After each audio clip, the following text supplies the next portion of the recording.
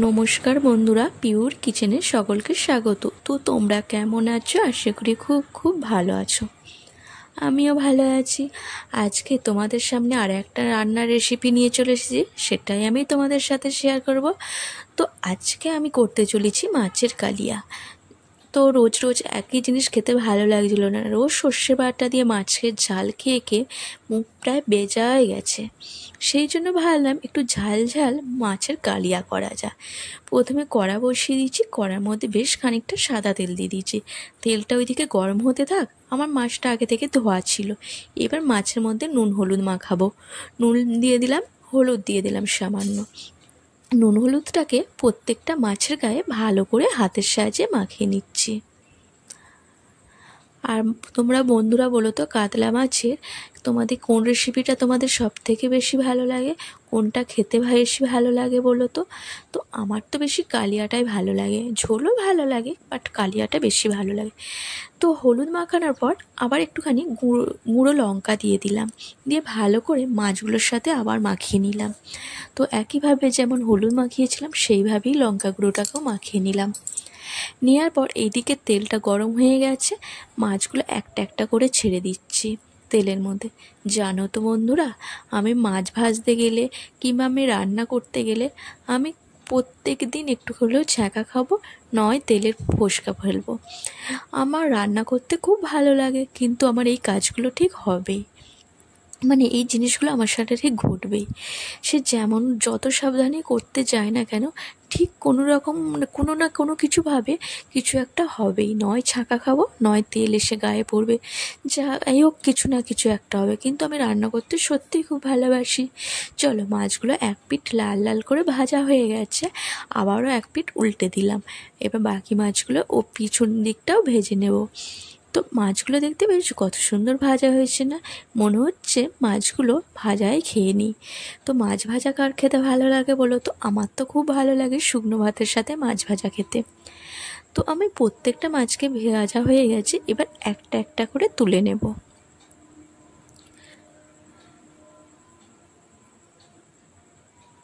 তো আমার মাছ ভাজাগুলো হয়ে গেছে, আমি তেল কমিয়ে নিয়েছি। এবার ওই তেলের মধ্যে দিয়ে দিলাম তেজপাতা আর এলাচ।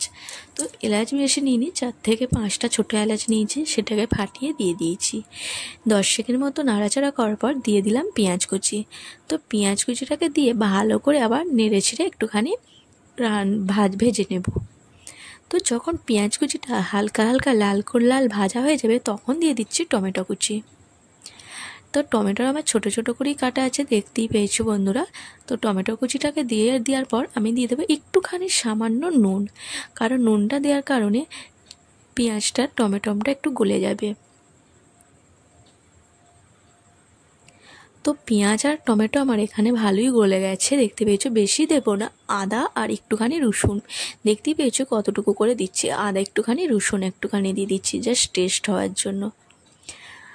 তো দিয়ে দেওয়ার পর ভালো করে নাড়াচাড়া করে 10 সেকেন্ড নেড়ে নিয়েছি। তারপর দিয়ে দিলাম টমেটোর সস। টমেটোর সস দেওয়ার পর দিয়ে দিলাম সামান্য নুন।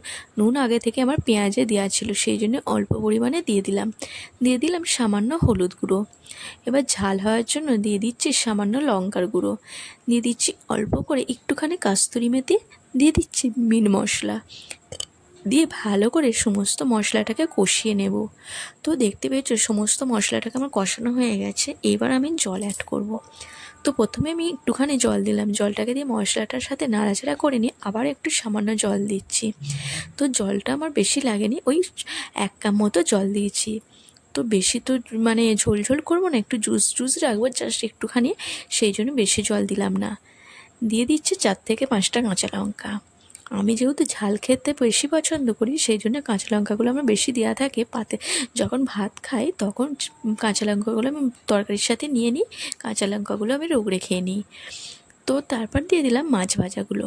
তো মাছ ভাজাগুলো দিয়ে দেওয়ার পর আমি ভালো করে ফুটিয়ে নিচ্ছি। তো ঝোলটা যখন আমার একটুখানি শুকনো শুকনো হয়ে আসবে, তখন আমি নামিয়ে নেব।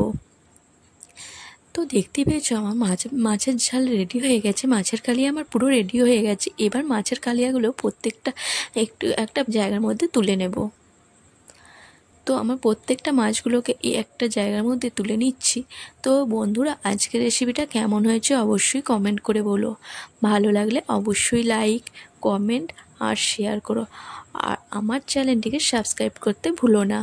আর আমার রেসিপি সবার আগে তোমাদের কাছে পৌঁছানোর জন্য অবশ্যই আমার চ্যানেলটিকে সাবস্ক্রাইব করে দিও। তো দেখা হবে পরের নেক্সট কোনো ভিডিওতে, আবার অন্য রেসিপি নিয়ে চলে আসবো তোমাদের সামনে। ততক্ষণ তোমরা সুস্থ থেকো, ভালো থেকো, বা